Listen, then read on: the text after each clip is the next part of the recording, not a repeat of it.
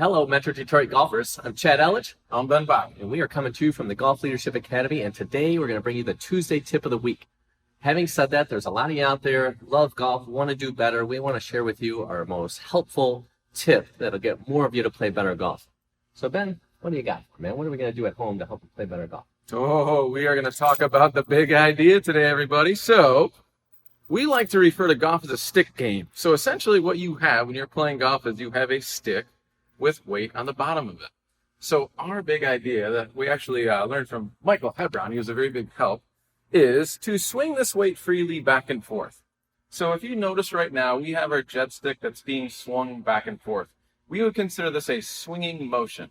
So in golf, what we're really trying to do is we're trying to make sure that the ball is in the middle of that motion.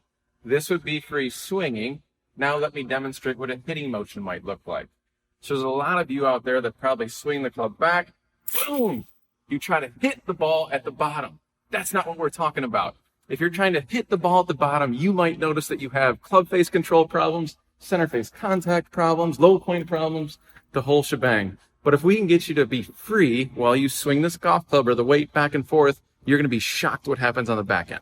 So, along with this weight swinging back and forth, Chad, so we talked about a free swinging motion here. What has to move back and forth with this weight? Your hands, your arms, your body, everything gets to go with the weight of the club. So what we're not going to do, what a lot of you do is you break the swinging motion into parts or pieces. And when you want to go play better, that's a shame, because if you break a swinging motion into parts or pieces, you then don't have a swinging motion anymore.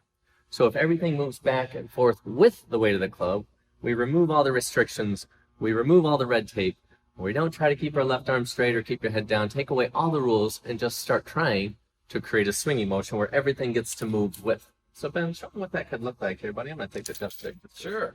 So here's a free swinging motion. So what I'm going to do is I'm going to start with a short motion here.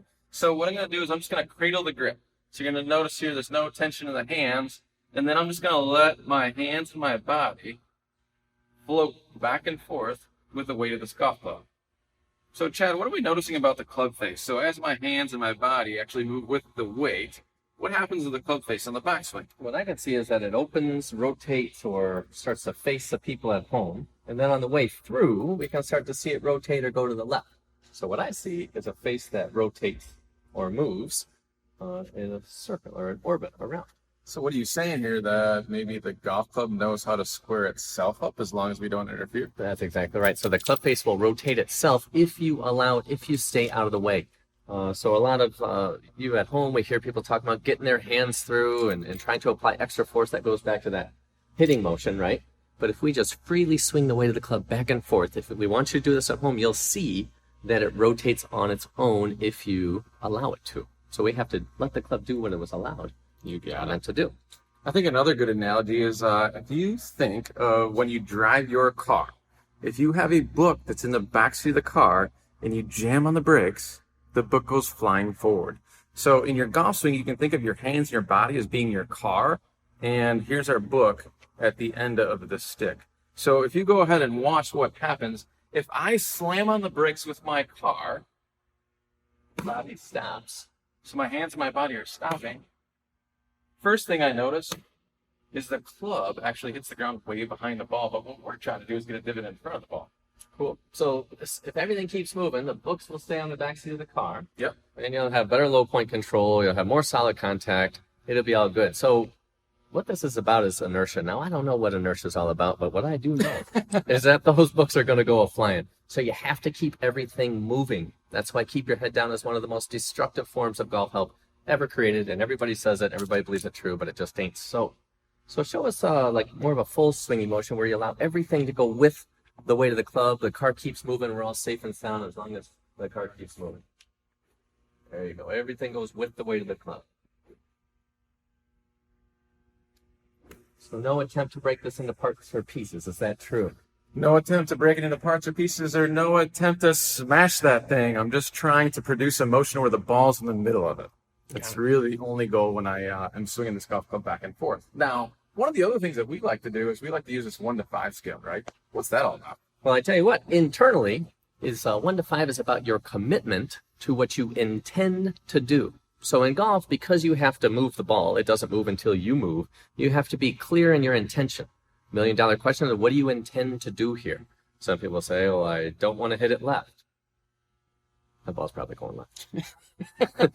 Versus, I intend to create a free swingy motion where everything moves together. 1 to 5 is about to what degree did you execute your intention, or to what degree were you able to keep your attention on that intention. Here, GLA would call it plays. What play you're going to run.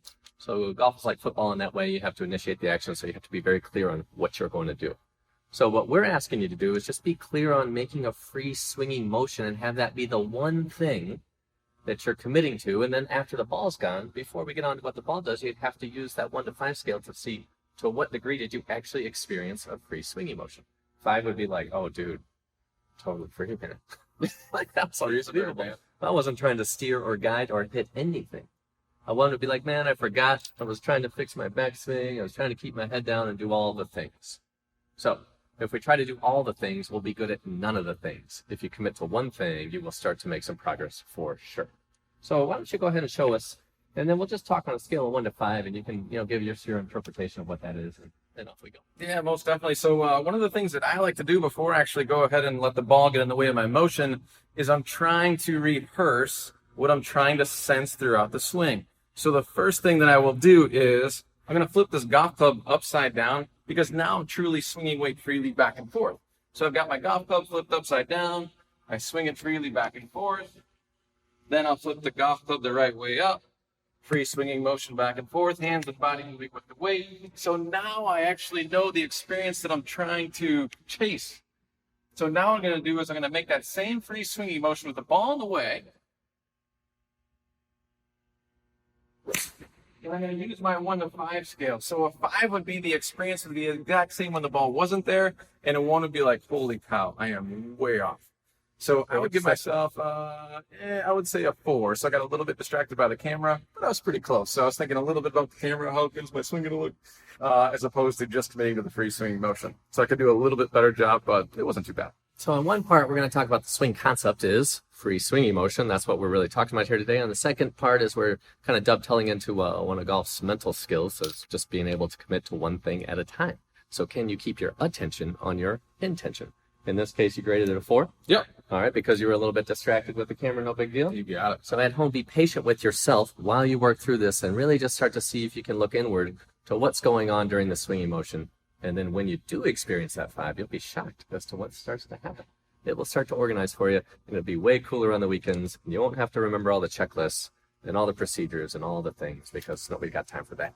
It amazes me actually how many great players actually set a goal before their round that they're actually trying to get free while they play in these tournaments. So there's a wonderful interview. It was last year after Rory McIlroy had won the RBC. So after the interview, they said, hey, Rory, what was different this week? You just demolished the field. And he goes, well, I set a goal for myself this week, and my goal was to feel as free as I possibly can on every single golf swing.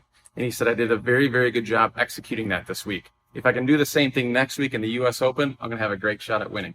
So it's fascinating to us how many elite players are actually chasing that freedom when they're out there. Right. So having said that, free swinging motion is our tip this week. Start going there, see what you can do, and then check in with yourself on a scale of 1 to 5. To what degree did you actually commit to and keep your attention there? So this is going to help so many of you. If we can learn to drop the rules and the red tape and keep your head down and all that drama, you're really going to start to enjoy your golf. You're going to start to hit better shots. So we thank you for joining us on the Tuesday Tip of the Week. If you want more videos, you can go to Ben and I's Golf Leadership Academy page on YouTube. We have a whole bunch of content there, so feel free to check it out. Leave some comments in the section below. Ask any questions. We look forward to engaging with you as we move forward. Thanks for joining us, and we'll see you next Tuesday.